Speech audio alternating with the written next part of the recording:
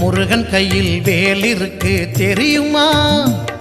அது முன்வினையை அகற்றிவிடும் புரியுமா? முருகன் கையில் வேல் இருக்கு தெரியுமா? அது முன்வினையை அகற்றிவிடும் புரியுமா? வேலை வணங்கி வந்தால் கிடைக்கும் பலன் கொஞ்சமா?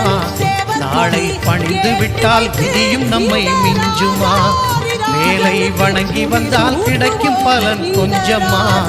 நாளை பணிந்து விட்டால் விதியும் நம்மை மிஞ்சுமா? அந்த முருகன் கையில் வேல் இருக்கு தெரியுமா? அது முன்வினையை அகற்றிவிடும் புரியுமா?